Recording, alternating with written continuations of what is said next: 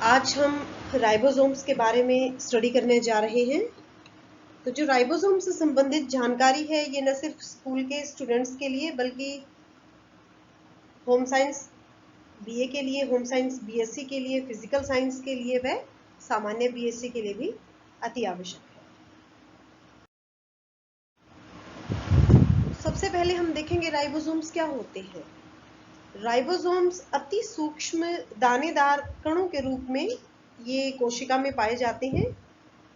अब ये कहाँ पाए जाते हैं? ये या तो साइटोप्लाज्म में स्वतंत्र रूप से बिखरे हुए पाए जाते हैं या फिर जो अंतःद्रव्य जालिका या जो एंडोप्लाज्मिक रेटिकुलम होती है उसकी सतह के ऊपर ये चिपके हुए पाए जाते हैं। जो रफ एंडोप्लाज्मिक रेटिकुलम है RER है तो उसकी सतह पर ये पाए जाते हैं। अब कुछ राइबोसोम्स माइटोकॉन्ड्रिया के अंदर भी पाए जाते हैं और जो ये राइबोसोम्स हैं ये राइबोन्यूक्लिक एसिड से बने हुए होते हैं। अब राइबोसोम्स दो प्रकार के होते हैं, ये इनकी यूनिट के आधार पे यहाँ पे आप देखेंगे 70S और 80S। तो जो 70S टाइप के जो राइबोसोम्स हैं वो प्रोकैरियोट्स में पाए जाते हैं। तो इसमें जो लार्जर यूनिट होती है वो 50S की होती है और जो स्मॉलर यूनिट होती है वो 30S। अब जो 80S के राइबोसोम्स हैं वो यूकैरियोट्स की जो कोशिकाएं हैं उनमें पाए जाते हैं और जो बिगर वन साइज है यूनिट का वो 60S है और स्मॉलर जो यूनिट का साइज है वो 40S। अब जो ये S है इससे हमारा अभिप्राय यूनिट से है।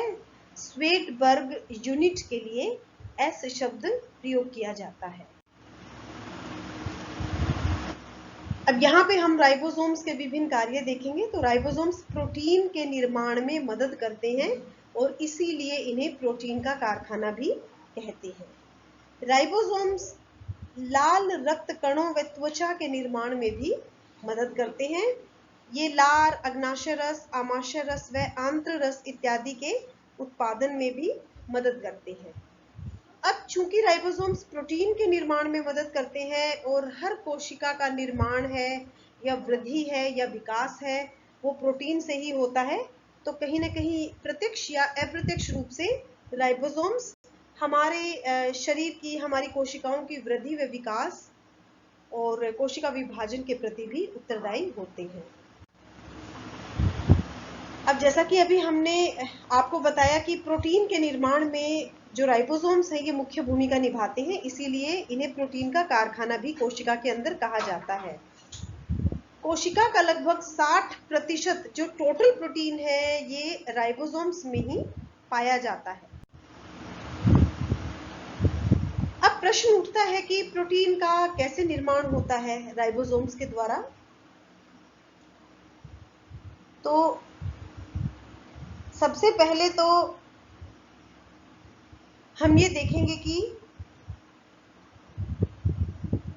जो प्रोटीन के निर्माण संबंधी जितनी भी इंफॉर्मेशन होती है, जो भी सूचना होती है वो कोशिका के डीएनए के अंदर स्टोर होती है।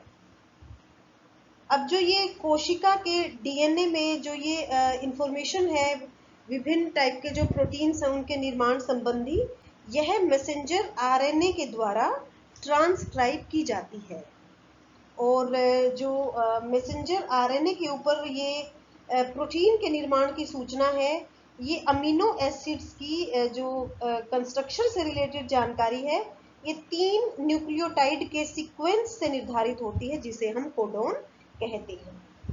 तो कोडोन बड़ा इंपॉर्टेंट है। तो जो मैसेंजर आरएनए है ये कोडोन के रूप में इस इंफॉर्मेशन को कैरी करते हैं।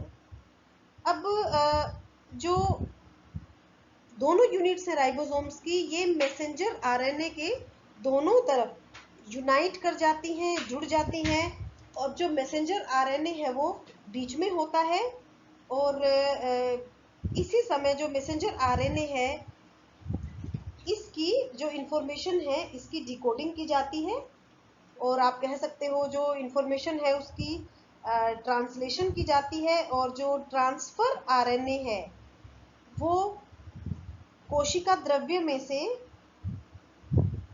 अमीनो एसिड्स को सेलेक्ट करता है और सेलेक्ट करने के बाद उसे मैसेंजर आरएनए तक ले जाने का कार्य करता है, ताकि वो अपने कॉम्प्लीमेंट्री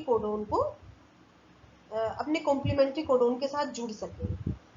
तो ये जो ट्रांसफर आरएनए है, इस प्रक्रिया के द्वारा ये क्या करता है, एक पॉलीपेप्टाइड की फिर एक लंबी चेन बन जाती है।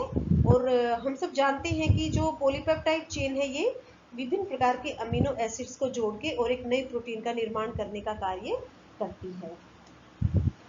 तो इस प्रकार से जो राइबोसोम्स हैं, ये प्रोटीन के निर्माण में मुख्य भूमिका निभाते हैं।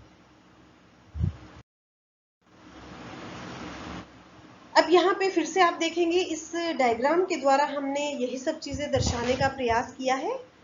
यहाँ पे ये लार्जर सब यूनिट है राइबोसोम्स की, जो कि डोम शेप्ड है, और जो नीचे की सब यूनिट है, ये स्मॉलर वन, ये कहीं ना कहीं आप कैप शेप की इसको कह सकते हैं। अब जो आपको ये बीच में दिख रहा है मैसेंजर आरएनए, तो इस मैसेंजर आरएनए ये बीच में रहता है, और इसके दोनों ही तरफ जो ये राइबोसोम्स की दोनों यूनिट्स हैं, ये यूनाइट कर जाती हैं। और आप देखेंगे मैसेंजर आरएनए के ऊपर ये न्यूक्लियोटाइड के सीक्वेंस निर्धारित होते हैं, जिनको हम कोडोन कहते हैं। तो इन्हीं कोडोन के आधार पर ही इनके जो कॉम्प्लीमेंट्री हैं, वो ट्रांसफर आरएनए के द्वारा, जो इनके कॉम्प्लीमेंट्री अमीनो एसिड्स हैं, वो ट्रांसफर आरएनए के द्वारा साइटोप्लाज्म से सेलेक्ट किए जाते हैं, और फिर पॉलीपेप्टाइड बॉन्ड के द्वारा ये यहाँ पे बंध जाते हैं। जैसे कि आप देख रहे हैं, तो ट्रांसफर आरएनए क्या करता है, ये सिलेक्शन का कार्य करता है। कौन से अमीनो एसिड ये सिलेक्ट करता है, इसका एक सिरा तो उस अमीनो एसिड से जिसे सिलेक्ट करता है बंधा होता है, और इसका जो एक सिरा है वो मैसेंजर आरएनए से बंधा हुआ होता है। तो जो कॉम्प्लीमेंट्री अमीनो एसिड्स को कॉम्प्लीमेंट्री कोडोन